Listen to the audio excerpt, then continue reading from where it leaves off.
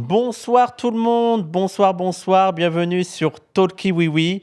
On est enfin en ligne et je reçois pour ce nouveau Talkie Oui Johan. Je vais te présenter comme militant écologiste. Militant au soulèvement de la terre et guerre à la guerre. Ouais, guerre à la guerre, soulèvement de la terre. On va y venir. Tu as notamment participé à l'écriture de ce livre. Donc, on va revenir sur le mouvement des soulèvements de la terre, de guerre à la guerre, de l'écologie. Vous allez voir, il y a 150 trucs à discuter avec Johan. Certainement que vous l'avez déjà vu, on t'a déjà reçu à Parole d'honneur et tu es intervenu à plein de choses. Je crois que tu étais aussi à l'université d'été. Je crois que tu avais fait une intervention. Ouais. C'est ça. Donc, on va discuter de plein de sujets. Il y a même la spiritualité, peut-être qu'on va l'aborder. Comme vous le voyez, notre ami réunionnais. Oh, il y a des gens, ils savent déjà, on va en parler de ça aussi. Mais comme vous voyez, on commence assez en retard. Il y a eu des problèmes de transport et tout. Donc, ce que je vous propose, pour pas qu'on rush la discussion, parce qu'il y a plein de choses que j'ai envie de discuter avec Johan, c'est qu'on fasse une première partie maintenant, qui va durer 1h20, 1h30, et tu reviens une autre fois pour qu'on complète avec une autre 1h30, parce qu'il y a plein de sujets à aborder avec toi. Est-ce que ça te va ? Ouais, avec plaisir et désolé pour le retard, j'ai pris un train de pauvre. Il n'y a absolument pas de souci. Alors, comme j'ai dit, donc, tu es un militant écologiste, tu t'intéresses à plein de sujets. Il y a les questions décoloniales, il y a les questions de l'anti-impérialisme.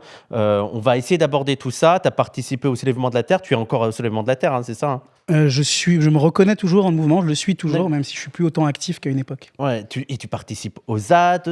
On pourrait, voilà, il y a beaucoup de gens qui fétichisent le militant de terrain. Toi, on peut te qualifier de militant de terrain quand même. Ou alors c'est un terme que tu n'aimes pas? C'est une bonne question. En tout cas, c'est sûr que pour moi, le lieu central de la politique, c'est ni la bataille électorale, ni le commentaire, mais les luttes de terrain, effectivement. On va parler de tout ça. Juste avant, comme d'habitude, les gens, déjà sur Twitch, il y a une discussion avec Johan. Je ne vais pas dire merci, enfin j'aurai peut-être moi l'occasion de vous remercier pour les dons, mais n'hésitez pas à faire des dons, envoyez des bits, faites des dons. Il y a aussi les liens en description, il y a le Tipeee, il y a le Streamlabs. Et pareil sur YouTube, vous likez, vous commentez, vous partagez et vous avez les liens en description pour soutenir la chaîne. Et aussi, je mettrai le lien pour acheter le livre Les soulèvements de la Terre.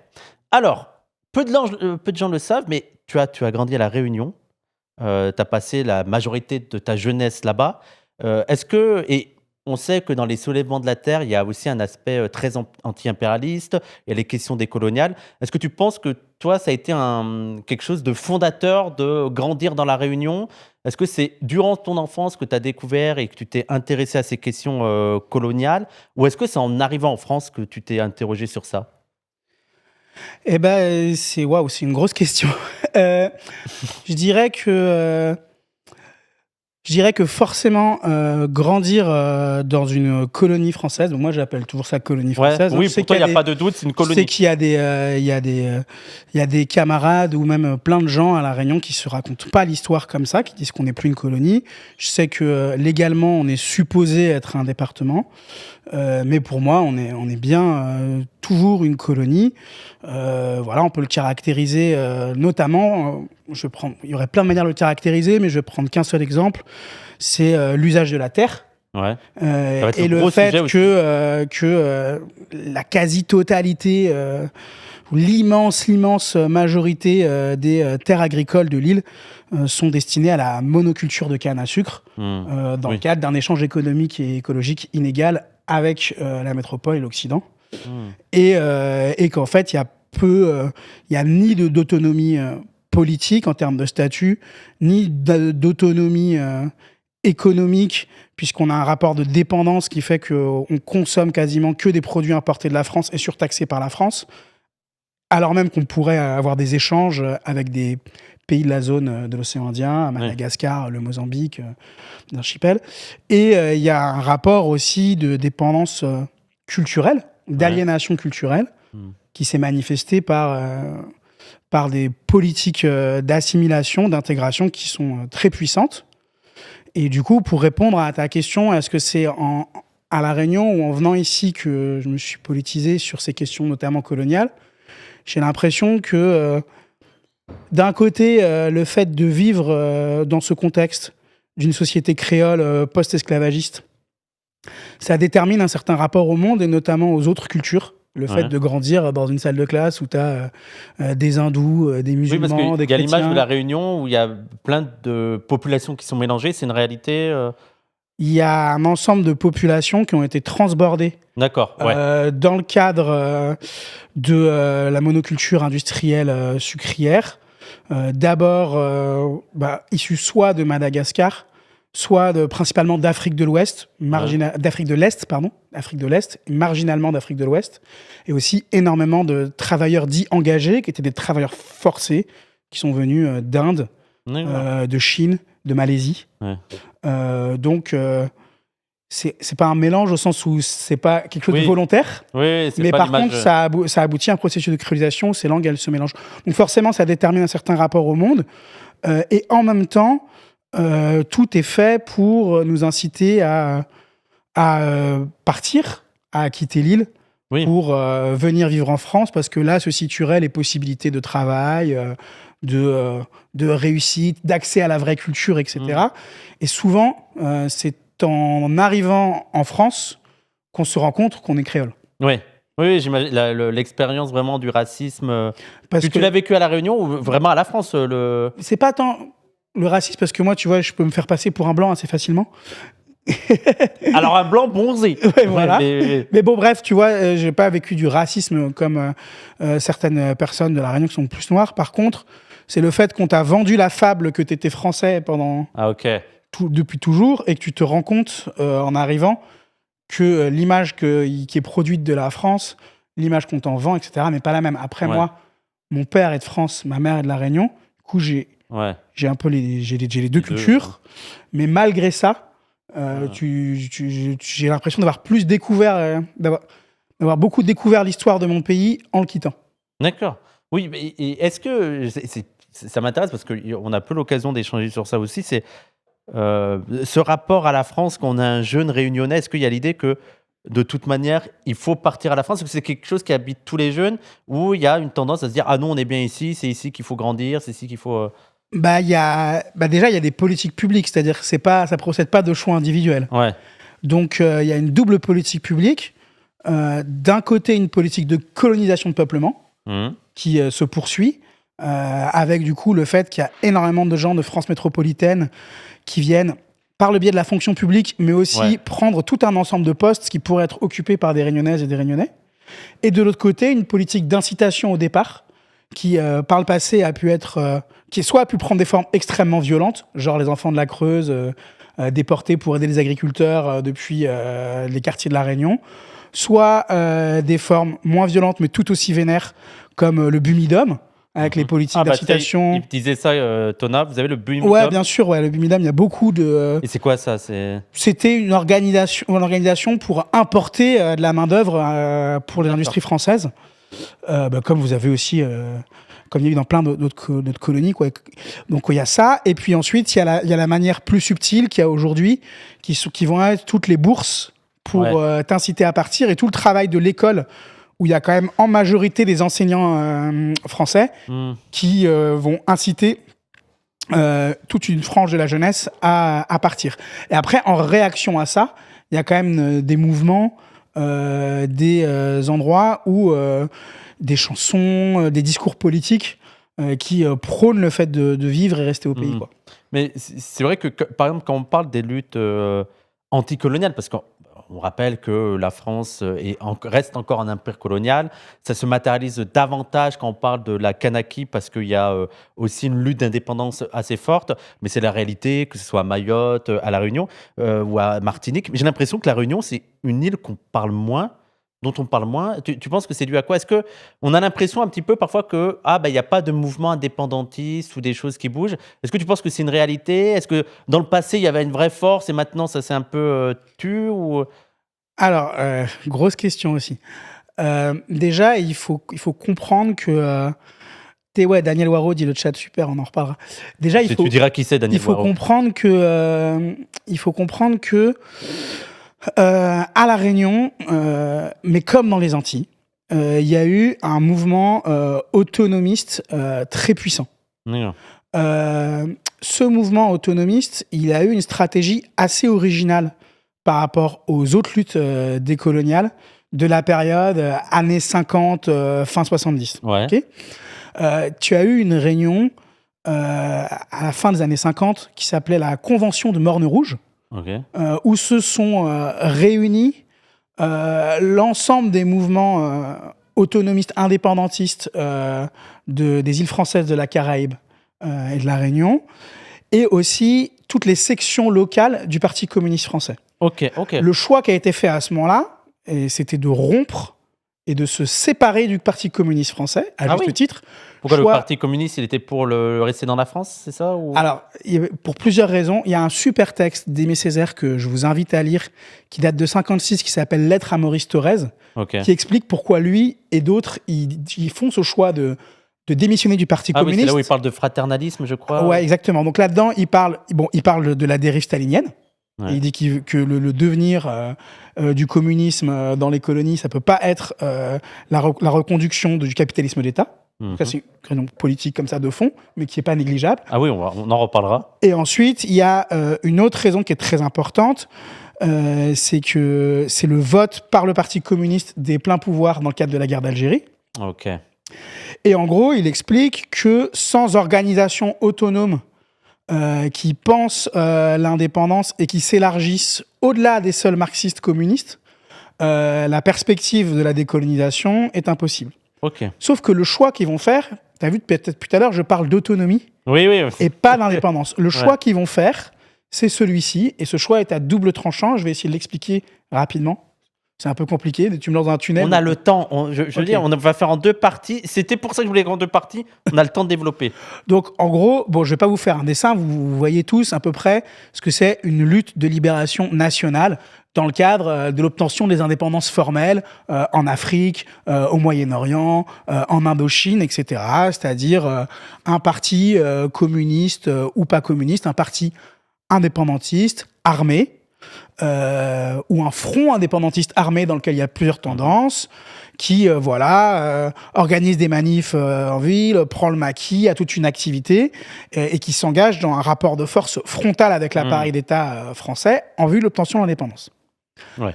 Dans les dites vieilles colonies, ce qu'on appelle les vieilles colonies, parce que la Réunion c'est colonisé en 1663, hein. Ah oui, c'est français avant la Savoie, ou c'est colonisé par la France avant plein de régions en France. Dans ces colonies, le choix qui est fait lors de la Convention de Morne Rouge, c'est de dire, donc eux ils font l'analyse, Césaire, Paul Vergès et d'autres leaders qui sont loin d'être cons, loin de là, ils font l'analyse que dans ces îles, s'ils s'engagent dans une lutte de libération indépendantiste armée frontale, ils vont juste se faire rincer et perdre.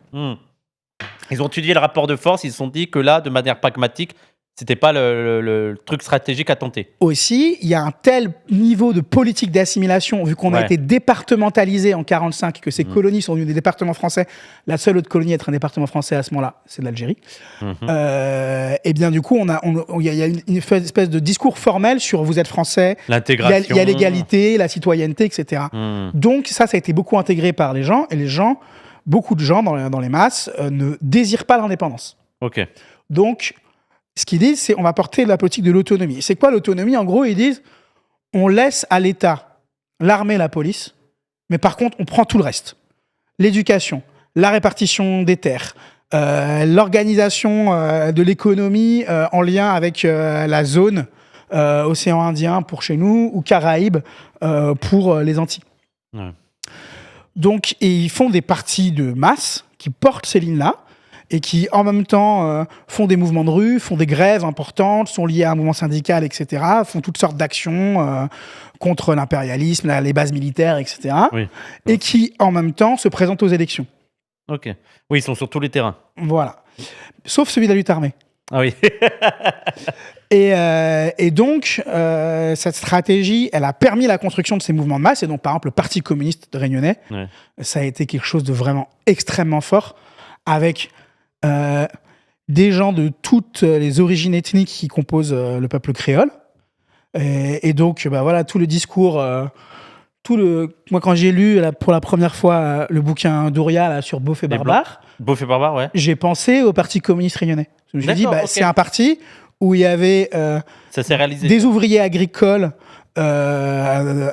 Malbar ou Kaf, comme on dit chez nous, donc ça veut dire noir ou hindou, ou d'origine afro-malgache ou indienne, et des petits paysans blancs, et qui étaient tous là dans la même organisation en masse, autour de la revendication d'autonomie. Donc ça a permis ça, avec des luttes qui sont extrêmement fortes, qui ont été extrêmement réprimées. Voilà, on pourra en parler longuement, mais je ne vais pas m'étaler là-dessus. Par contre, contrairement à tout ce qui s'est passé ailleurs dans les années 60-70, ça n'a pas abouti à une décolonisation. L'échec de cette stratégie, c'est qu'à la fin, tous les autres, ils sont indépendants et pas nous. Oui. Donc, il y a Thomas qui disait que lui, il pensait que c'était une erreur. Toi, tu serais de cet avis-là ou tu te dis c'est un peu difficile de juger Je pense, déjà, moi, je suis pas de ceux qui jugent a posteriori. Évidemment qu'il y a des limites à ce choix, mais moi, vous voyez, là, depuis aujourd'hui, le monde d'aujourd'hui, mon fauteuil, dire ah ouais les gars, dans la Réunion des années 60, vous auriez dû faire tel choix stratégique.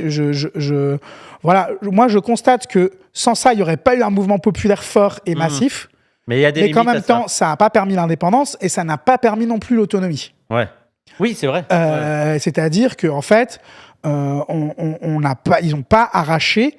Donc, par contre, ça a permis plein de choses. Ça a permis de défendre la langue créole et la culture créole. Ça a permis d'organiser un rapport de force et des formes d'éducation populaire qui sont incroyables et auprès de personnes qui habitaient dans des quartiers populaires, dans des bidonvilles, etc., qui n'auraient pas eu accès à ces cultures, à ces points de vue politiques sans l'action de masse du Parti communiste. Donc voilà. Moi, je suis mal placé pour dire si c'est une erreur ou pas. En tout cas, ce qui est certain, c'est qu'aujourd'hui, ce combat, il est toujours actuel, il est toujours d'actualité, selon moi, et ce combat, il devrait être une priorité, non simplement des organisations sur place, mais du mouvement décolonial en France. D'accord. Selon moi, le fait de, pas simplement la solidarité avec la Kanaki, la Guyane, la Guadeloupe, les Antilles, la Réunion, pas simplement la solidarité, mais le fait de se mobiliser ici et depuis les diasporas de ces colonies et depuis d'autres organisations politiques pour arracher la restitution des terres et des espaces maritimes. Important, les espaces maritimes. C'est pour ça qu'on garde la Réunion. Oui, les gens c'est ça que la France garde la Réunion. Ça coûte de l'argent, mais en fait, ils ne voient pas les intérêts, notamment militaires. Les bases militaires dans l'océan Indien. Là, on a vu ce qui s'est passé, l'usage de la base de Diego Garcia en Iran, pour l'attaque contre l'Iran. Les bases militaires dans l'océan Indien sont stratégiques de l'impérialisme français. On est une des rares puissances à avoir des bases sur tous les océans et sur les 5 continents. Il y en a qui s'en réjouissent. Pour moi, c'est pas le cas. Il faut s'atteler à les... notamment à gauche, il faudrait aussi poser cette question. À les démanteler. Et voilà. Et voilà, du coup, pour moi, ça devrait être une des priorités, en tout cas, d'un impérialisme conséquent, d'un anti-impérialisme conséquent en France. D'ailleurs, tu trouves que c'est parce qu'il y a un mouvement décolonial en France qui est en train de monter en puissance, on va dire, ou qui a de plus en plus d'influence, notamment avec en discussion avec une partie de la gauche. Est-ce que tu penses que ça, c'est un manquement ? C'est quelque chose qu'il faudrait peut-être améliorer, ce rapport aux colonies existantes actuellement en France ? Bah oui, moi je pense, un manquement. Pareil, tu vois, les gens ils font ce qu'ils peuvent depuis là où ils sont, donc moi je vais pas. Oui, t'es pas donneur de leçons, mais c'est une limite. Je pense que c'est une vraie limite. Et c'est vrai que ça n'existe pas assez, ce qui est aussi lié à la composition de ces mouvements, quoi. D'accord.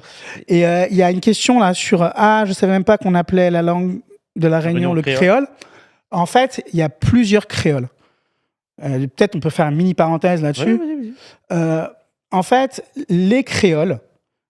Ça désigne des langues qui ont été créées en contexte colonial. Donc, il y en a en Louisiane, dans les colonies, en contexte colonial et esclavagiste. Donc, il y en a dans les Amériques, au sens large, dans l'océan Indien, certainement aussi dans le Pacifique. Donc, il y a plusieurs langues créoles. Ensuite, ce qui est important à saisir, c'est que le créole, il part d'un arrachement à sa propre langue, d'un déracinement de sa propre culture. Pour que le maître puisse me donner un ordre, il me faut une langue commune avec lui. D'accord, ouais. Pour que je puisse dialoguer avec toutes celles et ceux qui ont été arrachés à leur terre, à leur pays, et qui ne parlent pas la même langue que moi, je vais on va utiliser ce qui s'appelle en anglais un pidgin, c'est-à-dire un français ou un anglais simplifié. Donc, tu as des créoles à base française, des créoles à base anglaise, des créoles à base hollandaise, en fonction des colonies où ils ont été créés et de qui est la langue impériale dans ces endroits-là. Et du coup, là, le processus de créolisation, c'est le fait que depuis ce déracinement, cet arrachement, cette douleur, se crée une invention imprévisible. Une culture ou des cultures nouvelles, des identités nouvelles qui viennent subjuguer ce pidgin, cette langue du colon. Il y a quelqu'un qui dit peut-être pas ouf la créolisation à leur aïe, mais ça, on en a déjà parlé avec Norman Ajari, et qui avait notamment cette critique sur la créolisation que Mélenchon a donné une image que positive, ou dans la paix, l'amour, le partage, alors qu'en vrai, et notamment dans le discours de Glissant, c'est pas que ça, c'est aussi ça s'est fait dans la douleur, dans la souffrance, dans l'exploitation, cette créolisation, quoi. Bah, en fait, si tu veux, je comprends l'intention louable de vouloir opposer au grand remplacement un concept qui parle d'hybridation culturelle. Par contre, il y a une confusion assez vulgaire, c'est qu'il confond créolisation et métissage. Et Glissant, il dit bien dans ses bouquins là-dessus, le métissage, c'est une ennuyeuse synthèse. Tu vois, c'est l'affiche Benetton, c'est 98, la France Black Blanc Beurre, c'est le multiculturalisme libéral à l'américaine. Bah, en fait, on est tous différents, mais on est tous pareils. La créolisation, c'est plus compliqué que ça. Dans la créolisation, tu as à la fois une langue commune qui est un véhicule commun et une culture commune, une cuisine commune, des habitudes communes, une mémoire commune, un imaginaire commun. Et en même temps, dans le créole, chaque composante garde pleinement et entièrement sa singularité. Donc, par exemple, chez nous, à La Réunion, on va dire, il y a des malbars, il y a des cafs, il y a des yabs, il y a des oreilles, etc.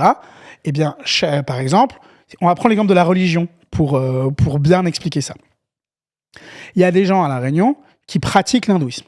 Donc, ils pratiquent un hindouisme qui, en plus, est très spécifique parce que c'est un hindouisme uniquement issu des basses castes.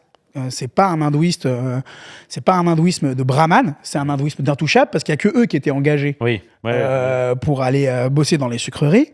Et du coup, eux, ils ont leur rite, leur culture hindoue propre.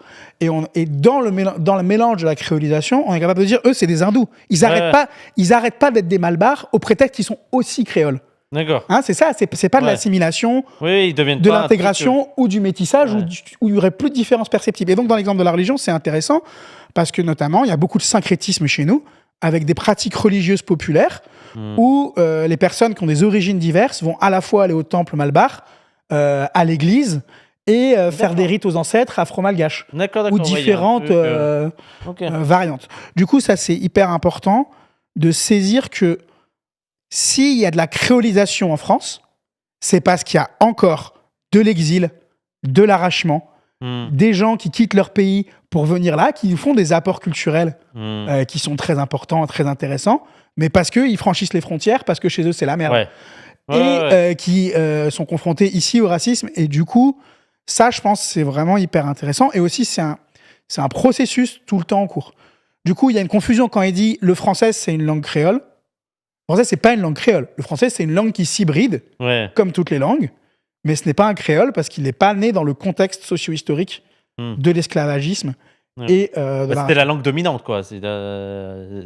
Dans ces situations-là, c'était la langue dominante avec laquelle ils ont dû s'adapter. Exactement. Avec des nuances aussi, parce que, évidemment, que tous les gens qui arrivaient dans ces colonies ne parlaient pas le français académique impeccable, avaient leur propre patois.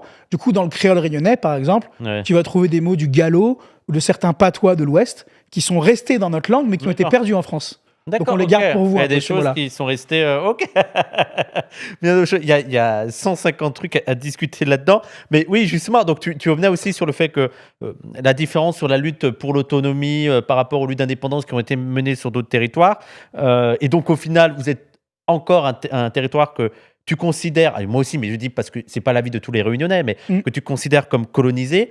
Est-ce que après les années 70, est-ce qu'il y a eu des mouvements indépendantistes qui se sont dit qu'il fallait aller plus loin, ou ça s'est un peu tassé? Est-ce qu'il y a une lutte qui a un peu chuté? Il y a eu des... en fait, tout s'est joué au tournant des années 80. Mais en cela, la Réunion n'est pas en dehors du monde. Hein. C'est-à-dire que le triomphe de l'ordre néolibéral dans les années 80 a sapé tous les mouvements, que ce soit le mouvement ouvrier, les mouvements indépendantistes, les mouvements antiracistes. Je dis souvent à ceux qui disent que les années 80, ça a été, la radicalité a été battue à cause de, enfin, a été tuée à cause de l'antiracisme ou du féminisme. C'est qu'au contraire, même l'antiracisme et le féminisme est devenu libéral. Alors qu'il y avait de l'antiracisme révolutionnaire avant. C'était un phénomène mondial. Ouais. Donc à ce moment-là, aussi quand il y a l'arrivée de la gauche au pouvoir en France, il y a Defer qui propose la régionalisation, qui dit on va créer des régions, et qui dit au Parti communiste réunionnais, il leur dit regardez, là-dedans il y a des compétences qui font partie de celles qui chemineraient vers l'autonomie. Ok. Par exemple, la région, elle s'occupe des lycées, elle s'occupe de certaines subventions agricoles, elle s'occupe de ça. Et donc là, l'armée, la police, c'est toujours ça, c'est des trucs intouchables. En tout cas, il y a eu une confusion autour de ça, et il y a eu tout un débat sur est-ce qu'il fallait conserver ou pas la revendication de l'autonomie après la création de la région. Il y a eu un ensemble de groupuscules qui ont essayé de tenir une ligne indépendantiste, mais ok, super, ils l'ont tenue de manière très éthique et très pure dans leurs journaux, mais en fait, ils n'étaient pas très nombreux, même si, encore une fois, c'est hyper intéressant ce qu'ils ont fait. Je dis pas ça pour cracher sur ces mouvements. C'est vraiment ça n'a pas pris, quoi. Hyper intéressant, mais ça n'a pas pris. Et ensuite, il y a eu le Parti communiste réunionnais, il a dirigé la région. Il y a eu un peu une notabilisation, même s'ils ont fait, encore une fois, des choses très bien. Ils avaient une vraie vision pour le territoire, à plein d'égards, mais aussi avec des limites, quoi. Donc voilà, il y a tout un appareil de capture qui s'est mis en place et qui est pas propre au Parti communiste réunionnais. Et moi, j'ai envie d'en garder du Parti communiste réunionnais, de l'action de Paul Vergès et tout, ce que ça représente de meilleur pour nous. Et donc toute la radicalité des années 60-70 et tout le combat qui a été mené et qui est vraiment le point de départ, le point d'appui pour reconstruire un mouvement autonomiste ou un mouvement de libération aujourd'hui à La Réunion. Est-ce que aujourd'hui, c'est quoi un peu l'état des lieux? C'est un peu mort? Il y a plusieurs, il y a plusieurs associations, groupes qui tiennent des lignes indépendantistes ou autonomistes sur l'île, qui sont pas numériquement significatives, mais qui font un boulot important. Il y a aussi des groupes comme, je sais pas, le Comité Palestine et tout, qui, par la solidarité anti-impérialiste, vont pouvoir, par ce biais-là, amener ce thème. Nous aussi, on est une colonie, là, qu'est-ce qui se passe? Comment on y réfléchit, etc. C'est intéressant. Donc, il y a pas mal de choses intéressantes comme ça. Ensuite, il y a des mouvements organiques, spontanés. Genre, au moment des Gilets jaunes, on a eu une maxi-insurrection chez nous, pendant les émeutes pour Naël, qui, en fait... Ah ouais, ça a bougé là-bas aussi? Ils n'ont pas de discours structuré là-dessus, mais qui, par contre, ont une radicalité politique qui est vraiment très forte et très importante, mais qui sont un peu des moments où ça s'enflamme comme ça et puis c'est éteint par la répression. Et puis, il y a un phénomène dont on peut parler vite fait, c'est aussi qu'il y a eu une tentative, l'appareil de capture coloniale, un de ses stratégies, ça a été de neutraliser la revendication autonomiste et indépendantiste en la cantonnant à une revendication culturelle. Ça, c'est pas propre au mouvement à La Réunion, hein. C'est en partie ce qui est arrivé au mouvement breton, au mouvement occitan en France. Vous avez des liens d'ailleurs avec... tu penses qu'il faudrait créer des liens avec les mouvements occitans, les mouvements bretons dans les trucs des coloniaux Moi, je pense, oui, mais on pourra en reparler. Mais du coup, je termine là-dessus. Du coup, tu as beaucoup de gens qui sont issus de ces parcours politiques-là, ou qui ont cette sensibilité, mais chez qui ça va se manifester par la défense de la langue et de la culture et de la musique, ce qui est hyper important. Le folklore un peu, qui a un énorme point de départ. Non, parce qu'ils le font pas sous la forme du folklore, tu vois. Genre, il parlait justement de Daniel Waro, par exemple, qui est un des grands chanteurs de Maloya de La Réunion. Moi, ça m'a politisé d'entendre cette chanson. Parce que dans ces chansons, il parle de la colonisation, il parle de la condition des planteurs, il parle de l'armée, etc. Et t'en as plein d'autres que Daniel, plein d'autres groupes de Maloya qui font ça à La Réunion aujourd'hui. Et tu as plein de gens qui s'attellent à défendre cette langue et cette culture et cette histoire et cette mémoire. Et c'est hyper important parce que si on perd ça... Pour toi, c'est des luttes à investir. Il ne faut pas les déconsidérer. Si on perd ça, on n'a rien. On n'a pas de point de départ. Par contre, si on a juste des postes et un peu de subventions pour faire ça et qu'on fait que ça, on est piégé. Ok, ok. Oui, ils sont contents que tu mentionnes la Bretagne et tout. Mais on y reviendra après sur les liens avec les autres mouvements indépendantistes. Et toi, je veux dire, donc là, on voit le rapport à la Réunion sur le colonialisme. Mais est-ce que tu t'es politisé direct sur ça ou c'est sur d'autres sujets que tu t'es politisé Qu'est-ce qui t'avait intéressé? Est-ce que c'est en France que tu t'es politisé ou il y avait déjà un processus de politisation à la Réunion? Non, je pense qu'il y a une dimension un peu familiale. Où, Ouais. ma mère, par exemple, même si elle n'est pas du tout une militante, c'est quelqu'un de politisé, bah, justement à travers cette défense de la langue, dans le fait Ok. d'écrire des pièces de théâtre en Ok, créole, ok.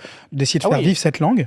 Ok. Et du coup, bah, à la maison, dans la bibliothèque, je sais pas, il y avait des textes de Césaire, Ok. des Ah textes oui. que j'ai pu lire Ah oui, c'est pas dans rien ma que là, était jeunesse. Du déjà coup, c'était un point de départ.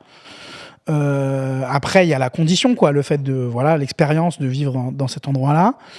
Et ensuite, quand je suis arrivé en France, bah, il y avait plein de mouvements. Donc moi, j'ai pris part à ces mouvements. Et aussi, moi, voilà, je le dis, et c'est pas pour, je le dis pas pour faire plaisir, je le dis parce que c'est vrai. Pour moi, l'appel des Indiens de la République, le tout premier, ça a été un moment important. Ah oui, 2005. Parce que c'était le seul texte qui faisait le lien entre les colonies actuelles, les quartiers populaires, la politique impérialiste de la France. Ok. Personne faisait ce lien à ce moment-là encore, Ouais. à ma connaissance. En Peut-être qu'il y en a qui le 2005, faisaient, mais je ne le voyais pas. C'était au moment de la loi sur le voile.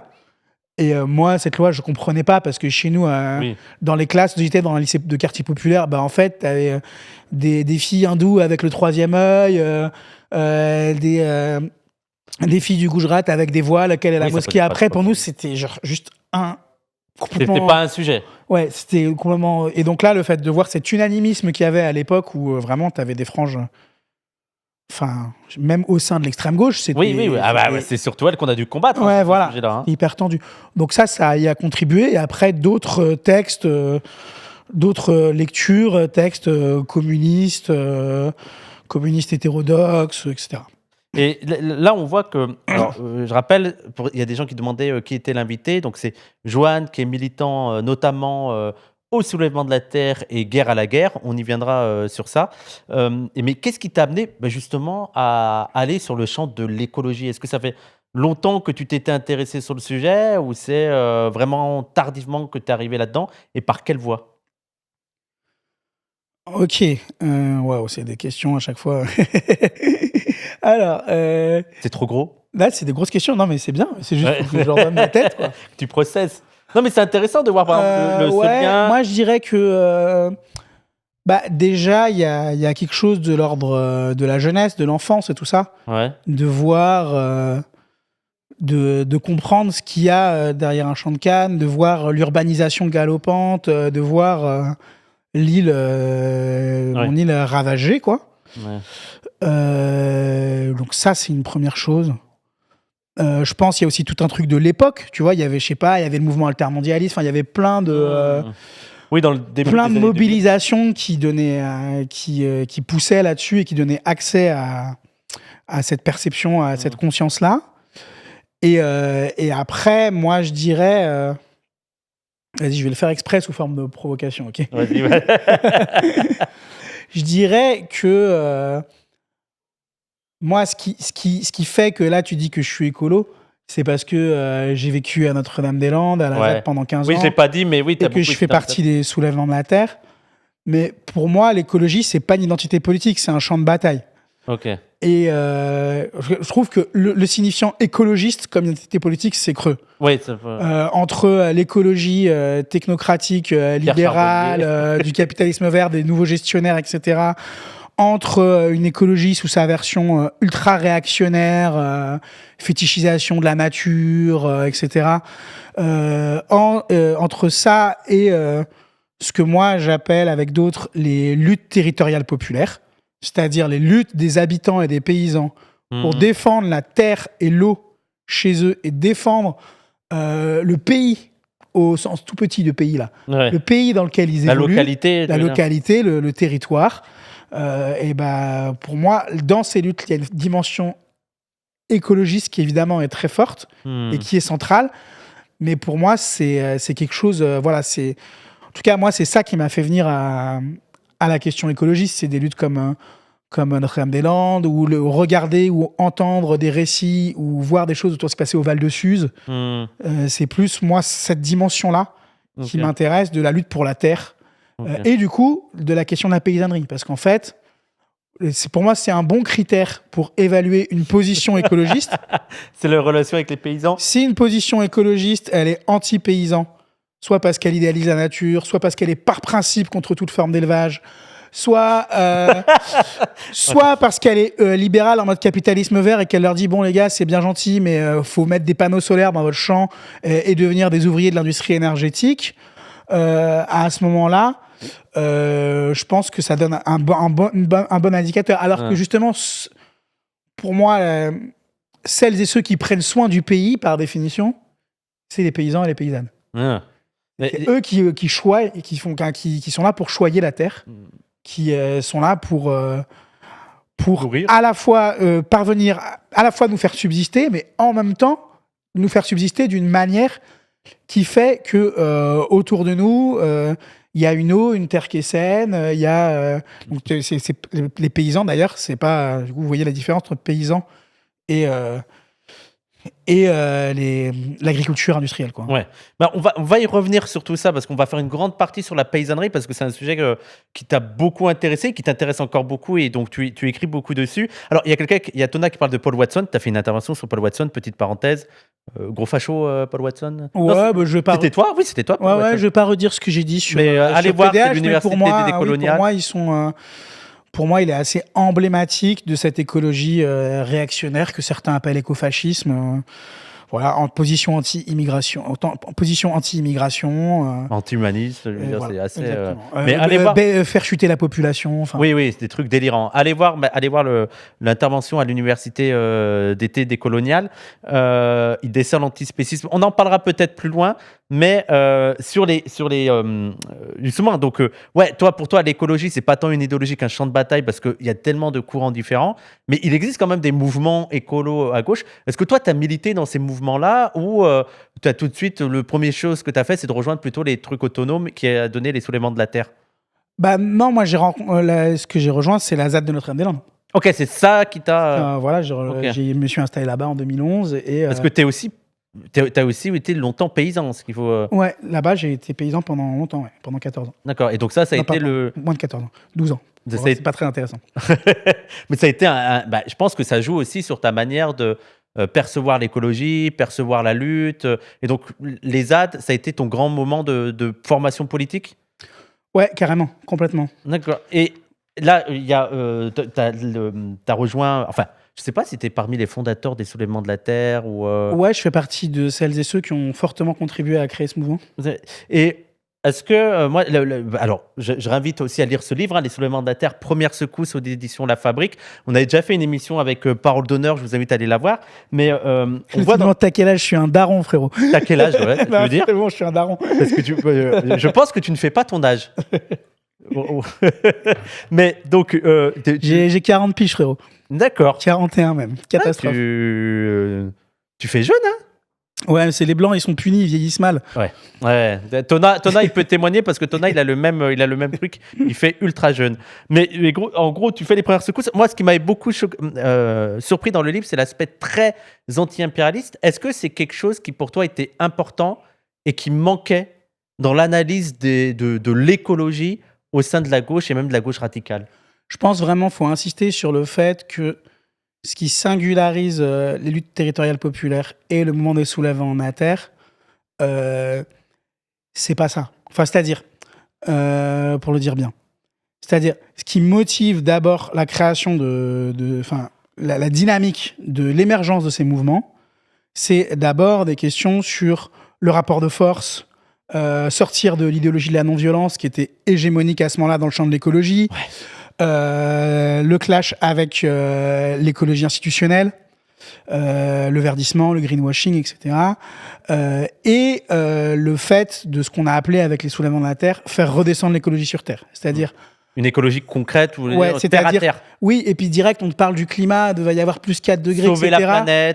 Sauver la planète, t'es là, par quel biais je prends ça, etc. Alors, par quel biais je prends ça, tu te sens d'un coup tout petit. Et donc, tu vas impuissant. être impuissant. Et donc, ce que tu vas faire, c'est lutter pour demander à ton État de faire quelque chose à ta place.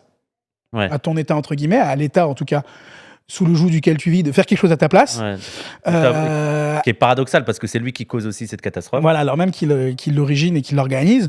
Du coup, voilà, je pense que c'est ça qui a motivé ça en premier lieu. Et après, les luttes territoriales populaires et les soulèvements de la terre, ils sont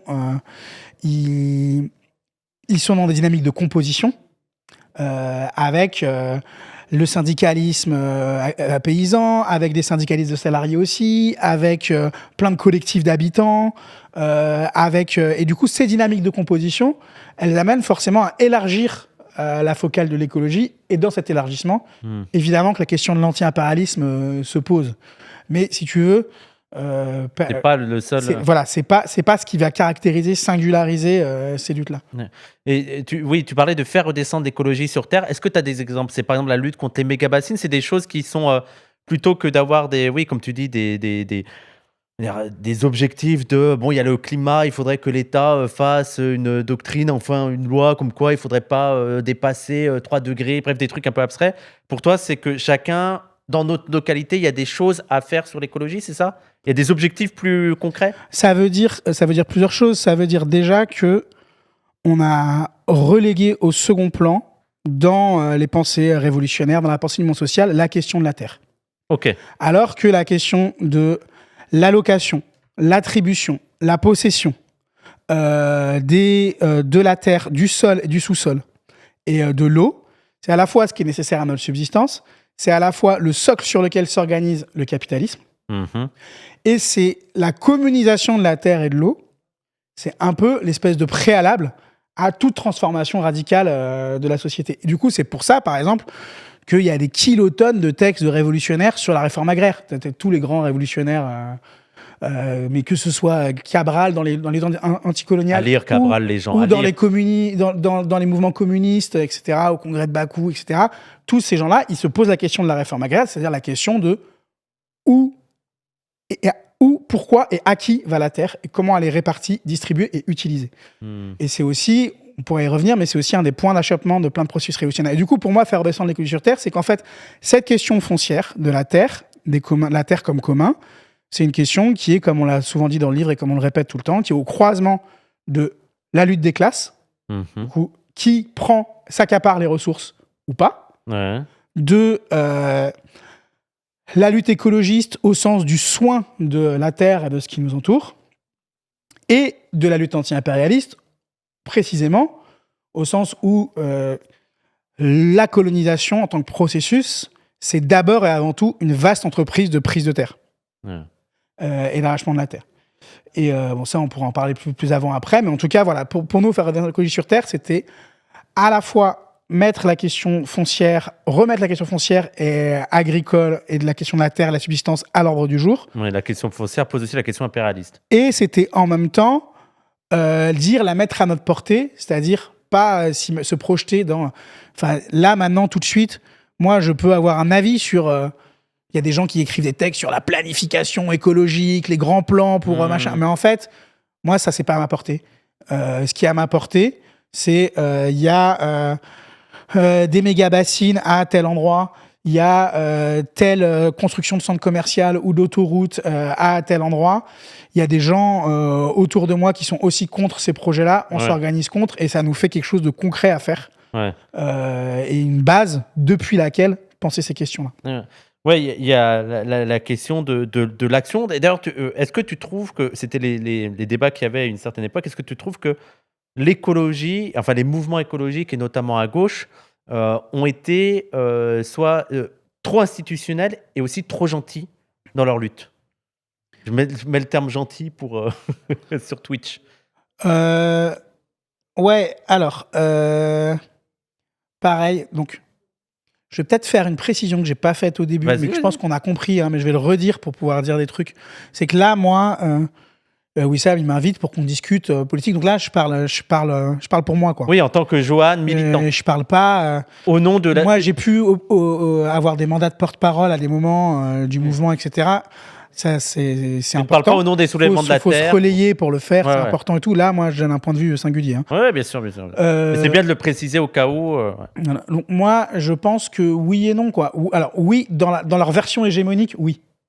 Ils ont un penchant trop institutionnel. Mais en même temps, depuis l'origine, il y a toujours eu des pratiques, des mouvances de l'écologie radicale, des pratiques de sabotage, des luttes territoriales. Enfin, prenons l'exemple de la France. La naissance du mouvement écolo dans les années 60, c'est les luttes antinucléaires, le Larzac. Oui. Les luttes antinucléaires, c'est un truc de malade, les amis. Il faut imaginer des manifs. Plogoff, vous voyez, il y a un film sur Plogoff, des pierres et des fusils. Regardez ce film. Plogoff, c'est des affrontements entre les habitants, les paysans et la police qui sont vraiment Malville, les manifs contre le réacteur de Creys-Malville dans le pays grenoblois, c'est un mort pendant la manifestation. Il y avait une confrontation, un antagonisme fort, on va dire. Exactement. Ouais. Et donc ça, c'est hyper important. Le Larzac aussi, c'est directement un mouvement antimilitariste, etc. Mais si on lit les premiers textes de Dumont, c'est quelqu'un qui était important, René Dumont, dans la naissance du mouvement écologiste en France. Qui à la fois avait un volet très institutionnel, il était candidat à la présidentielle et tout, et qui en même temps, vous lisez ses bouquins sur l'agriculture dans ce qu'il appelait le tiers-monde, mais il faut bien se rendre compte à l'époque que tiers-monde, c'était pas un terme méprisant. Hein. Oui, c'est en référence à tiers-état, ça veut dire c'est ceux qui vont faire l'histoire et qui sont la majorité. Hein. Donc du coup, vous lisez ses bouquins sur l'agriculture dans le tiers-monde, en Afrique, en Chine, etc. Il y a vraiment une articulation très forte avec l'anti-impérialisme, l'antimilitarisme d'entrée de jeu, quoi. Donc toujours, il y a eu ces mouvements, cette radicalité dans le mouvement écologiste. C'est juste que dans le moment années 80, années 2000, aussi c'était un truc plus général. Il y a eu une espèce de pacification, quoi. D'accord. Donc toi, et là, il y a une stratégie aussi parce que vous, il y a aussi l'idée de faire par le bas, et c'est à travers ces luttes-là qu'on va former les gens, qui vont apprendre à faire des liens. J'imagine qu'il y a ça. Il y a un processus à travers la lutte, j'imagine. En fait, dans ces luttes de composition, il y a plein de gens qui projettent plein d'hypothèses très différentes. Ouais. Parce que les soulèvements de la Terre, c'est aussi un mouvement assez composite. Vous n'êtes pas tous d'accord. Et on le voit dans le livre, d'ailleurs. C'est aussi on a l'impression que c'est un peu la synthèse de toutes les discussions, de consensus qu'on va trouver à mettre là-dedans. C'est toujours en discussion. Tout mouvement un peu vivant, de mon point de vue, fort heureusement, est traversé de contradictions et n'a pas juste une ligne à rabâcher, quoi. Et dans les luttes territoriales populaires, c'est tout aussi vrai que dans les soulèvements. Genre, quand tu t'organises ici contre un incinérateur, là-bas contre une antenne relais, etc., avec tes voisins et tout ça, y a des gens, politiquement, vous n'êtes pas du tout d'accord. Par contre, vous êtes d'accord pour empêcher. Sur ce point-là. Sur ce point-là. Et du coup, pour moi, l'intérêt des luttes territoriales populaires, au-delà de la composition, là, de mon point de vue à moi, plus depuis... on va dire, une perspective de l'autonomie politique, c'est que, de mon point de vue, c'est ces contre-pouvoirs populaires qui sont construits dans la lutte, dans les luttes, qu'elles soient sur le front de l'écologie ou ailleurs, qui sont le point de départ de la transformation. De mon point de vue, c'est pas ni une machine de guerre électorale type FI, ni un parti d'avant-garde marxiste, léniniste, une direction ultra organisée, machin avec une ligne. Pour moi, ces choses-là, elles ont peut-être éventuellement leur intérêt, mais pour moi, c'est pas le lieu central de la politique. Le central de la politique, c'est le contre-pouvoir populaire. C'est un côté Toto, mais on va en parler de ton rapport à l'autonomie, c'est intéressant ça, mais et aussi, ça c'est l'impression que j'ai, tu me dis ce que tu en penses, mais j'ai l'impression que là, il y a 2, 3, 4, 5 ans, il y avait des gros mouvements écolos, il y avait même une radicalité qui a notamment été symbolisée par les soulèvements de la Terre. Et j'ai l'impression que les luttes écologistes sont un peu faibles en ce moment, qu'on les entend pas trop, qu'il y a un peu un mou, alors même que y a une catastrophe climatique qui s'accélère. Et j'ai l'impression que la montée du fascisme, mais aussi les risques de guerre, mais non seulement les guerres, a un peu paralysé tout le monde et a fait même qu'une partie du mouvement écologiste s'est ralliée à la doctrine de la guerre avec, effectivement, il faut s'armer, il y a des dangers. Voilà. Donc, je voulais savoir si toi, tu es d'accord avec cette observation que j'ai, mais que je dis ça de l'extérieur, ou tu as l'impression que c'est juste une mauvaise impression et que, au contraire, il y a une forme de de radicalisation ou de prise en compte de ces sujets-là? Ok, grosse question. Bon, je pense que... Moi, je vais commencer par dire qu'il y a des luttes territoriales populaires, certains appellent lutte locale, moi je préfère lutte territoriale populaire, partout en France qui sont encore vivaces. Ok. Il y a toujours plein de collectifs qui s'organisent, il y a encore des rapports de force, il y a encore des rapports de force sur tout un ensemble de projets. Vous allez voir, allez suivre les réseaux des soulèvements de la Terre. Il y a un calendrier d'action qui va sortir. Et au-delà des réseaux des soulèvements de la Terre, là, il y a plein de collectifs qui s'organisent maintenant là, sur la question des data centers. Il y a de nouveaux fronts aussi qui émergent là-dessus. Donc, ces luttes sont vivaces. Je pense de la même manière qu'à différents endroits, il doit y avoir... dans certaines entreprises, des luttes qui sont encore vivaces. Par contre, on n'est plus dans la même séquence politique. Il y a eu un basculement qui s'est opéré. Je dirais qu'entre, grosso modo, les marches climat, oui, Bure aussi, exactement, entre, grosso modo, les marches climat et, on va dire, même avant, on va dire, entre l'émergence du mouvement des ZAD, avec, suite à la tentative ratée d'expulsion en 2012 de Notre-Dame-des-Landes, et la multiplication d'occupations à plusieurs endroits en France autour de plusieurs projets. Et 2024, il y a eu une phase, effectivement, de radicalisation du mouvement et du fait que ces thèmes étaient de plus en plus visibles. Et où ça devenait un lieu du rapport de force, au moins aussi important que les autres secteurs du mouvement social. Comme a pu l'être à un moment le mouvement antinucléaire, comme je disais dans les 60-70. Donc, il y a eu ça, et ça a été accentué par les marches climat, où là, il y a toute une jeunesse qui s'est politisée autour de cette thématique. Et ensuite, ça a été encore accentué par le confinement, où l'impact de voir cette économie à l'arrêt, etc., les questions que ça venait soulever, et ben, c'est au lendemain de ça qu'ont été créés les soulèvements de la Terre. Et ça a produit une dynamique d'amplification, d'offensive. Le mouvement était à l'offensive, il était très visible, etc. On va dire que... J'aurais du mal à dater la chose, mais on va dire qu'il y a un ensemble d'événements, je vais le dire un peu vulgairement, les luttes locales ont été rattrapées par le désastre global. Tu as un ensemble d'événements, l'intensification du génocide en Palestine depuis le 7 octobre, l'arrivée de Trump au pouvoir aux États-Unis, la dissolution de l'Assemblée nationale en France, et du coup l'intensification du processus de fascisation. Tous ces événements-là ont conduit à faire qu'il y avait moins de... D'une part, il y a moins de visibilité de ces luttes. C'est-à-dire qu'il y a des choses super qui se passent, mais on les voit moins. Ça occupe moins les médias, même à gauche, quoi. Et il y a même des victoires qui sont arrachées à des endroits, des abandons de projets, je sais pas, contre le contournement routier à Rouen, à Green Dock, là, contre la plateforme logistique vers l'île Saint-Denis, etc. Des victoires effectives, concrètes, matérielles, qui sont très importantes. Mais tu vois, là, aujourd'hui, si je venais dans ton émission et que je craquais un fumier en sautant de joie en mode « Ouh, le contournement routier de Rouen est abandonné », vu ce qui se passe autour de nous, ça paraîtrait complètement décalé.